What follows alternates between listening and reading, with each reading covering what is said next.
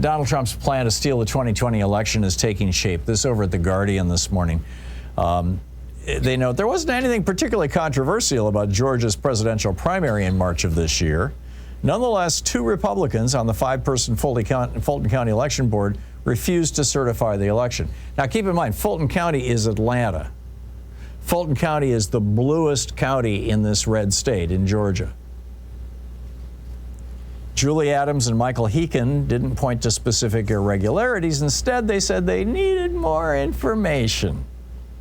But it didn't end there. In May, Adams is part of an election activist network founded by Cleta Mitchell.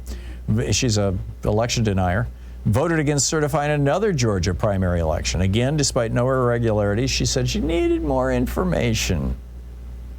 Adams also recently sued the Fulton County Board, asking a judge to declare that she and other commissioners could choose not to certify the election. In early August, the Republican-controlled state election board in Georgia adopted a new rule that essentially gave her what she wanted. And that could be an alarming dress rehearsal, writes Sam Levine at The Guardian. That could be an alarming dress rehearsal for how Donald Trump and his allies will try to challenge the election results in November when he loses. Now, they write if he loses, of course. Mike Howell is the director of this Heritage Foundation project called the Oversight Project.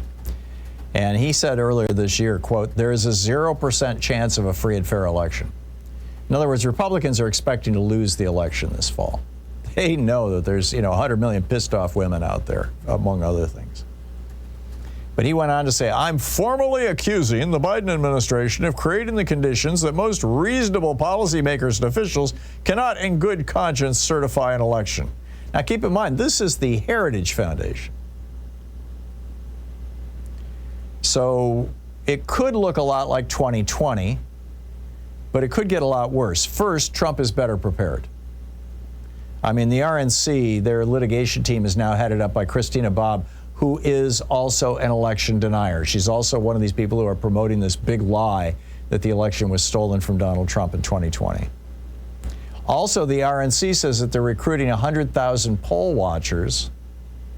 Many of them will be in blue cities and red states, arguing that signatures don't match on mail-in ballots. This is going to be a big deal, and nobody is talking about it.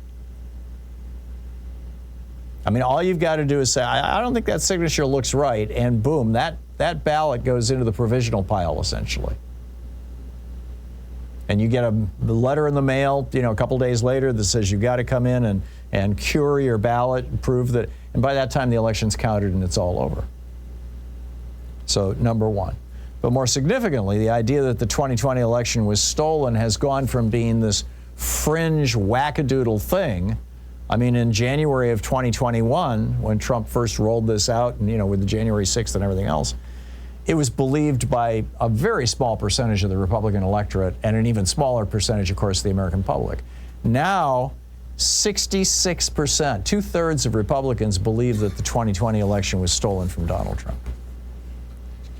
Even after 60 lawsuits, after multiple investigations, after taking it all the way to the Supreme Court, after the Trump people never producing one single credible, adjudicatable, if that's a word, litigatable piece of evidence, not one single piece of evidence that the election in 2020 was stolen from Trump, that has not been debunked. All of them. I mean, every single one of their things have been debunked. But hey, this is their story and they're going with it. Meanwhile, the rats are deserting a sinking ship, and both figuratively and metaphorically. Nick Fuentes, the neo-Nazi white supremacist Hitler fan, just revoked his support for Trump on Friday. He said that the Trump campaign is headed for a catastrophic loss. Now, he got a lot of crap about that. He in fact, here's what he said tonight. It was midnight Friday night. He said, "Tonight I declare a new Groyper war against the Trump campaign." The Groypers are the white supremacist, racist, low IQ, mostly incels, involuntarily celibate boys and men. So anyhow, he declares war on the Trump campaign. Now, he quickly backed away from that, by the way. He got a lot of crap for that all day Saturday, and by Sunday he was like, well, don't pay attention to me. I don't follow politics. Yeah, right. But it gets even worse.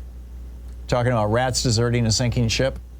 The song that they played at the Trump rally before Trump came on stage, complete with a video, was Celine Dion's My Heart Will Go On, which is the theme song to the movie Titanic starring Leonardo DiCaprio. So, and they also earlier in the day at that rally they had played "Send in the Clowns," the old Judy Collins song, only a more upbeat modern version of it. And then they also had a clip from an Elvis movie, from a scene from an Elvis movie, which is like, oh yeah, he is Fat Elvis. He is in the Fat Elvis phase of his career. In other words, on the decline at the end of his career, just repeating the same old hits, not really doing much new stuff. Now I realize, toward the end of his life, Elvis was still doing some damn good music. But, this is a fairly common understanding of, Elvis's career, was that he hit this point where he was, eating too much and taking too many drugs, and, he was just basically, well, that's where Trump is now. With Trump, it's age and probably too much caffeine and too many Diet Cokes, and with Elvis, of course, it was drugs and food. But can things get worse for J.D. Vance? You know how hysterical Republicans are about men wearing women's clothes. Like, they want to outlaw trans, they want to outlaw drag queens, their shock troops, their stormtroopers show up at drag queen story hours and, threaten to beat up drag queens and things like that. Well, now comes out a picture of J.D. Vance in a wig, makeup, and a dress. This is probably where he first started wearing eyeliner, which apparently he's still wearing. I mean, there's all these pictures of him on the campaign trail wearing eyeliner. And, and nothing wrong with that, of course, unless you're one of the guys who trashes men who wear women's makeup. And, and certainly he's in that category. But this is from his days at Yale when he was in college. And it's been verified, at least by his classmates. So, strange stuff. And here's another one. I remember I opened the show, an hour and 14 minutes ago and said, or an hour and 9 minutes ago and said, the word for today is weird. There are so many genuinely weird stories about these weird Republicans. Here's another one. This is from the Harris Walls War Room over on Twitter. It says, is anyone going to ask Donald why he was flying on Jeffrey Epstein's plane on Saturday? That plane that had to make the emergency landing a couple hours from Bozeman that because they had a hydraulic problem, or at least that was the story. Now it's coming out that they still owe money to that city for a rally from a couple of years ago, and maybe they just couldn't fly into Bozeman, but whatever. That plane has the same serial number as Jeffrey Epstein's plane. Now, it's got a different tail number now because they change with ownership, but the serial number never changes. This is Jeffrey Epstein's old plane, which, by the way, he had sold to a friend of Donald Trump's. So apparently this friend of Donald Trump's is loaning it or renting it to the campaign. This is the plane that has Trump Vance printed on the side of it. They repainted it as a campaign plane. It's Jeffrey Epstein's old plane. I mean, it just doesn't get weirder than that. Well, actually, it does. Marjorie Taylor Greene, oh my God, and Roseanne Barr. We'll play that clip for you on the other side of this break, but it's getting really weird.